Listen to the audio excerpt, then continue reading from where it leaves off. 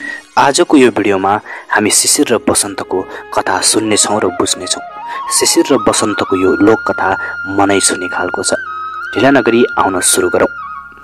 एका देशमा एक बडा प्रतापी राजा थिए। उनका शिशिर र बसन्त नाम गरेका दुईवटा राजकुमार थिए। रानी पनि परम सुन्दरी थिइन्।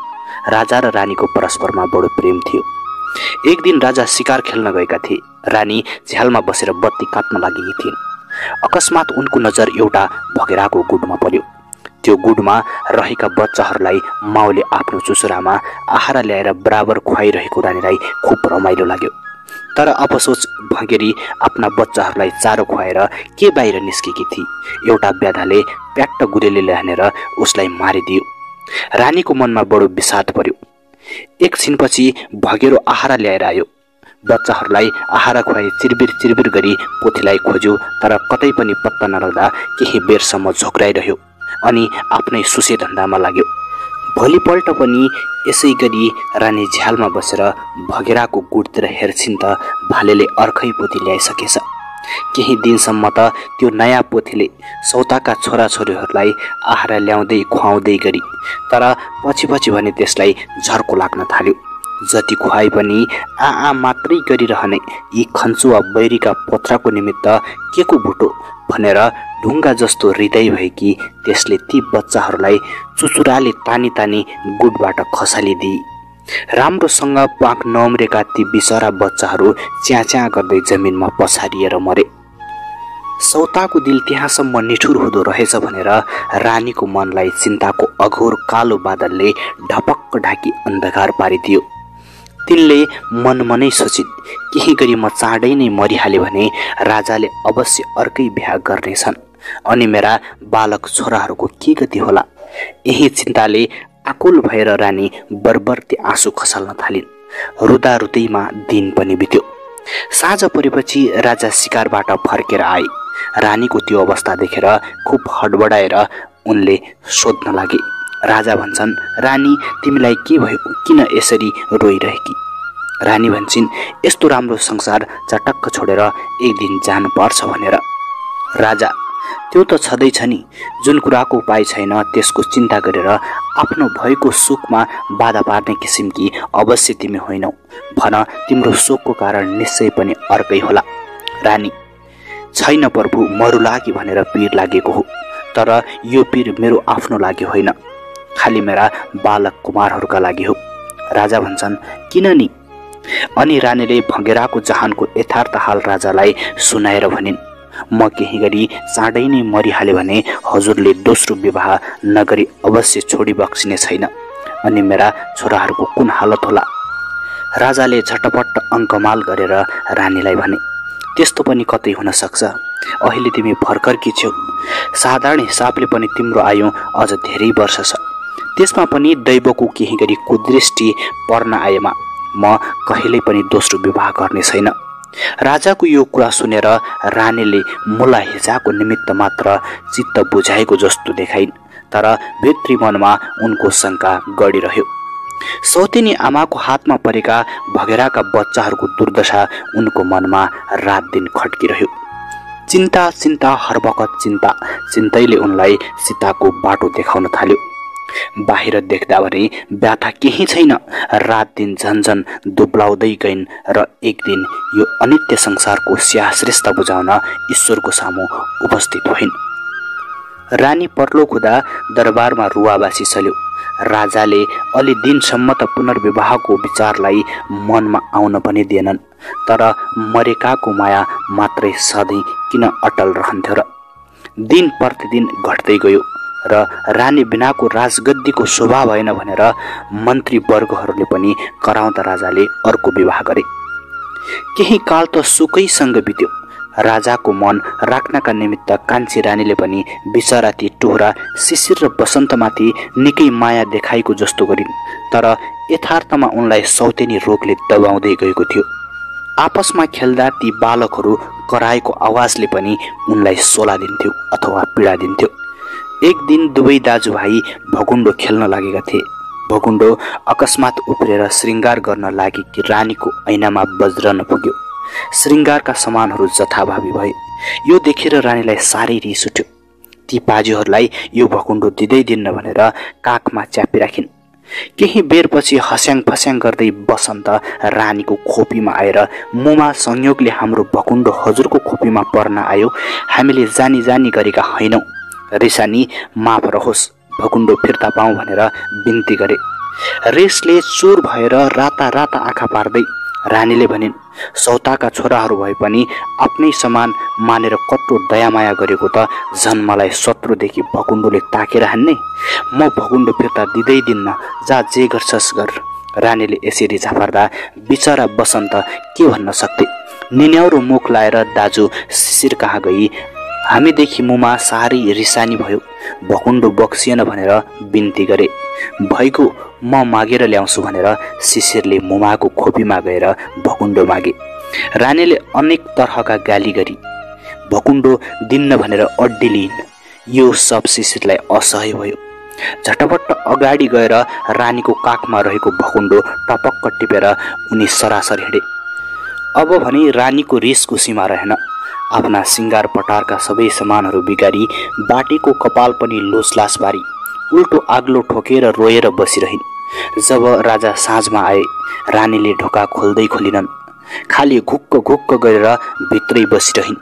राजाले अनेक भक्काइ फुल्याइ गर्दा बल्ल तल्ल तिनले ढोका खोलिन्।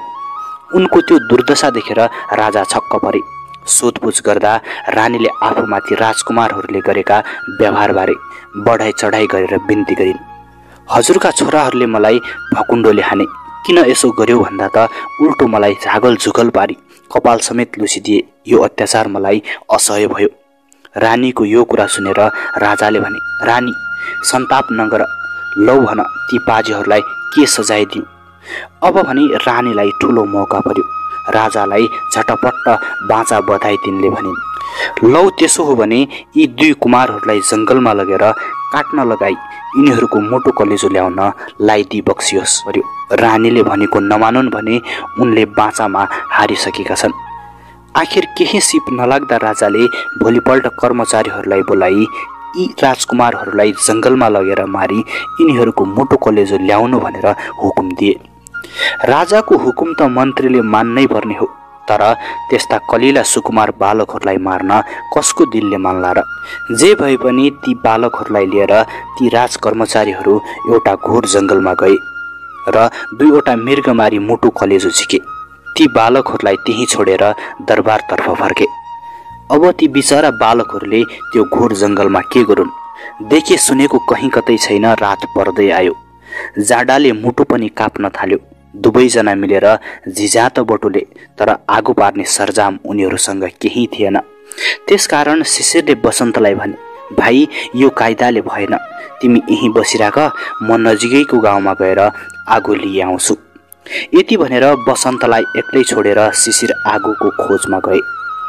जङ्गलबाट निस्केर यताउता हेर्दा पूर्वपट्टि अलि टाढा आगो पिलपिल गरिरहेको देखेर त्यतैतिर लागे। तर उनी जति गए पनि आगो भएको ठाउँमा पुग्न सकेनन्। हुँदाहुँदा उज्यालो भएर घाम पनि लाग्यो। यत्तिकैमा उनको दृष्टि एउटा ठुलो सहरमा पर्यो। सहरतिर उक्लेर उनी अलिकति के हिँडेका थिए। साँझ बाँसले झकीझकाउ भएको एउटा हात्तीले उनलाई आफ्नो पिठ्युमा राखी राजदरबारमा लग्यो।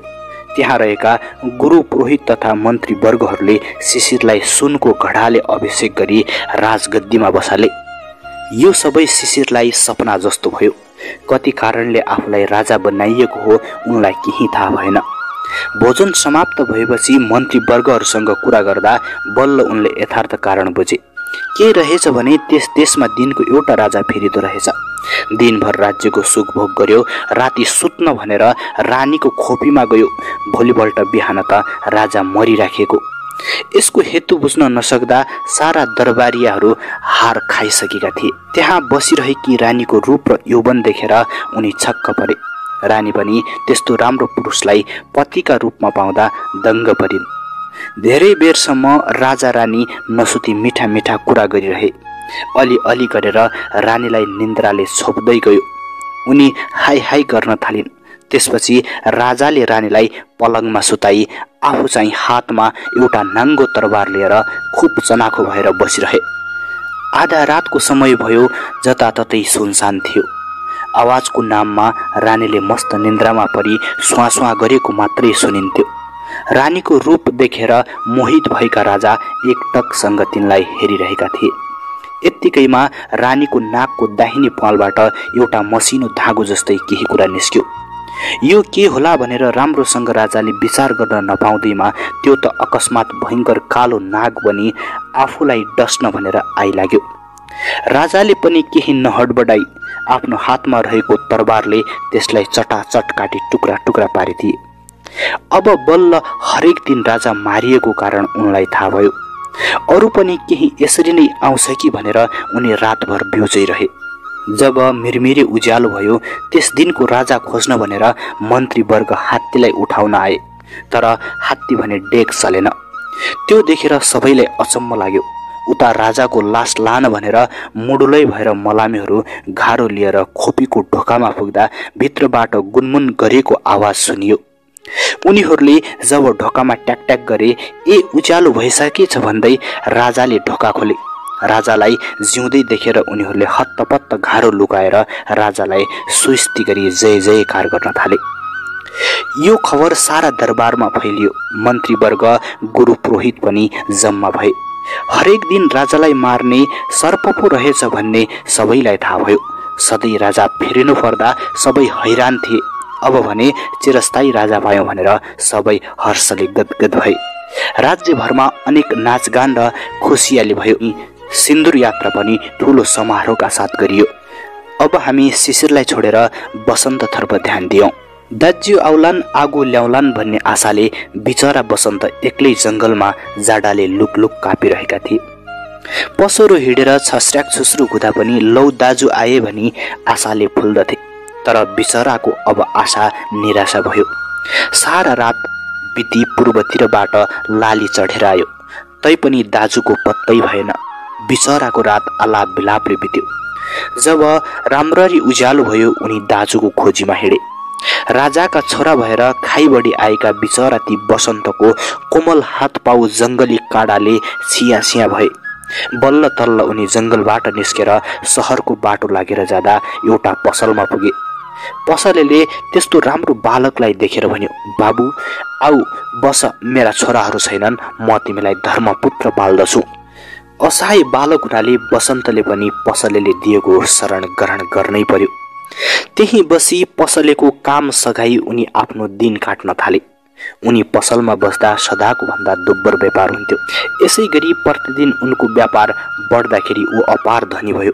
उसका छोराछोरीहरू पनि भए। तर त्यो मूर्ख पसलेलाई आफ्नो धन सम्पत्ति र सन्तान भएको यसै छिटाको लक्षणले गर्दा हो भन्ने होसै भएन।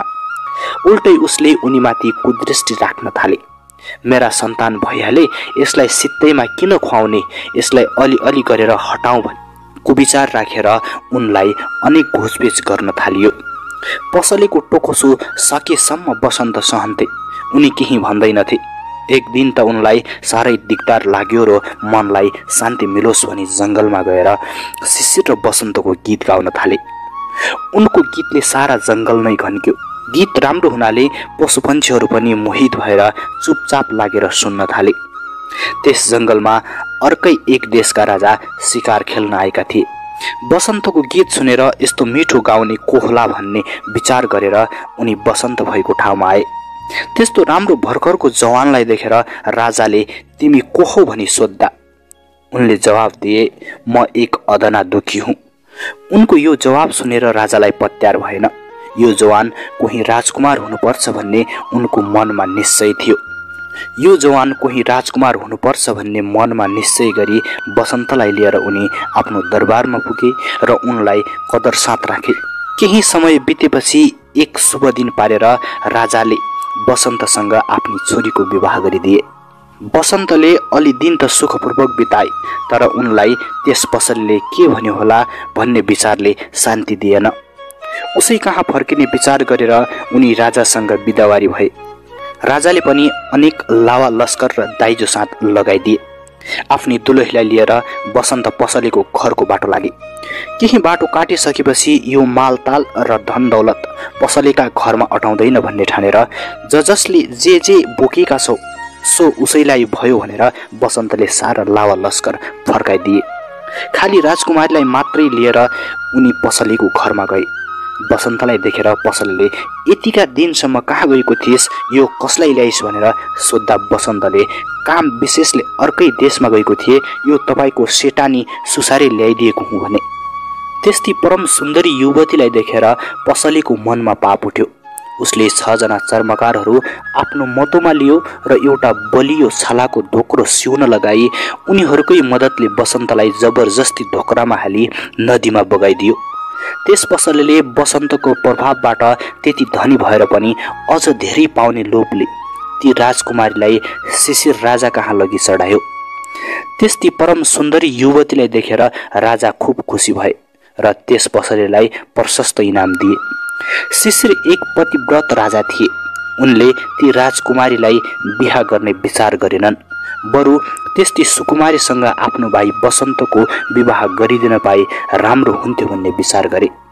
त्यसैले उनले भाइलाई पत्ता लगाउने उद्देश्यले शिशिर र बसन्तको कथा जसले भन्न सक्छ त्यो मानिसलाई खोजेर ल्याउनु भन्ने हुकुम दिए।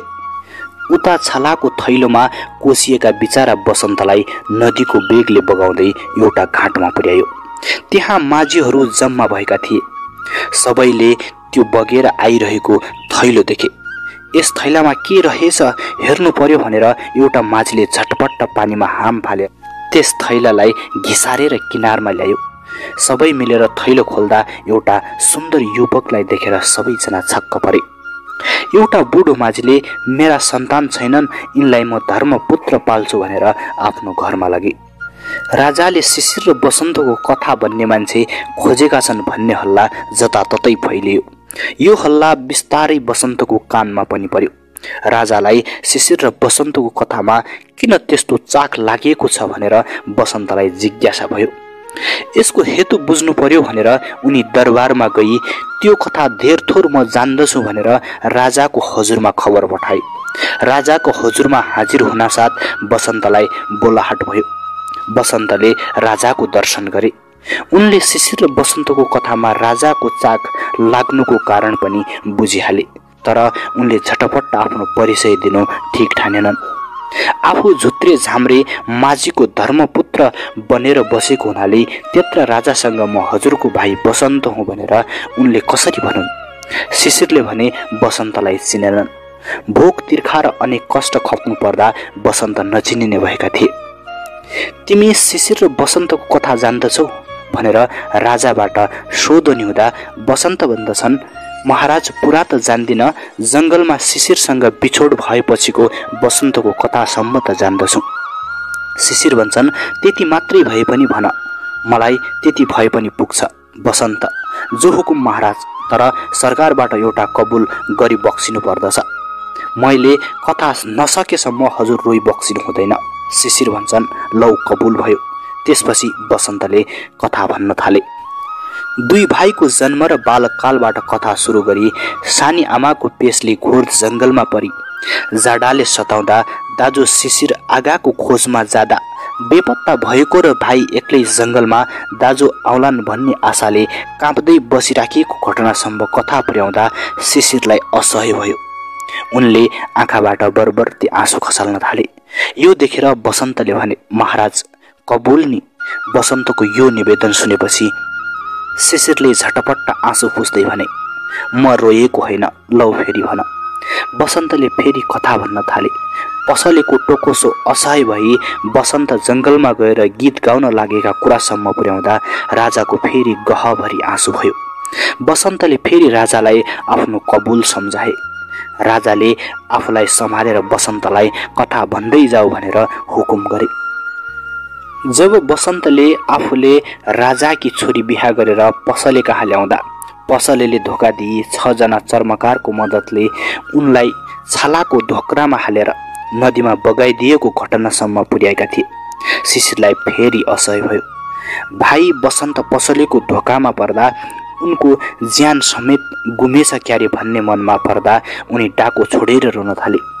बसन्त भन्छन्, महाराज किन यस्तो असावधान होइ बक्सेको, मरेका छैनन्, हडबडाउनु पर्दैन। शिशिर उज्यालो मुख लाएर, साँच्चै हो, त्यसो भए हामी दुईको भेट हुन्छ त। लौ अरू भन। बसन्त। अनि त बसन्त छालाको थैलोमा बग्दा बग्दै एउटा बन्दरगाहमा पुगेछन्।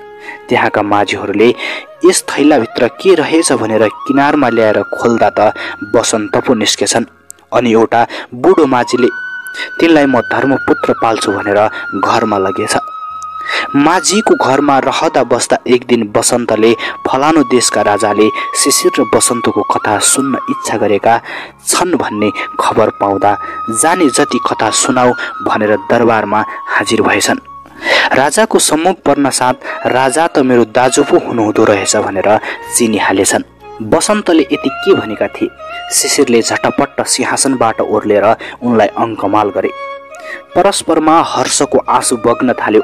शिशिरले भने, भाइ तिम्री दुलही पनि बेपत्ता भइन् भन्ने मलाई लाग्दैन। एउटा पसलेले एउटी परम सुन्दरी म कहाँ चढाउन ल्याएको थियो। मेरो बिहा भइसक्यो, यी कन्या मेरा भाइका लागि योग्य छिन् भनेर अन्तपुरमा राखेको छु। ती कन्या पक्कै तिम्रै दुलही हुनुपर्छ। यति भनेर ती कन्या पनि राजाको बैठकमा आएर बसन्तलाई देख्न साथ मेरा स्वामी भनी बसन्तका पाउमा परिन्। अब शिशिर र बसन्तको आनन्दको मात्रा पूरा गर्न केही बाँकी रहेन। त्यही दिनदेखि राजा शिशिर र मन्त्री बसन्त भई परम आनन्दले रहे। सुन्नेलाई सुनको माला, भन्नेलाई फुलको माला। यो कथा वैकुण्ठ जाला। यस्तै मन छुने भिडियोहरू हेर्नको लागि हाम्रो च्यानललाई सब्स्क्राइब गरिदिनुहोस्। पेजमा हेर्दै हुनुहुन्छ भने फलो गरिदिनुहोला। भेट्नेछौँ एक नयाँ भिडियोमा।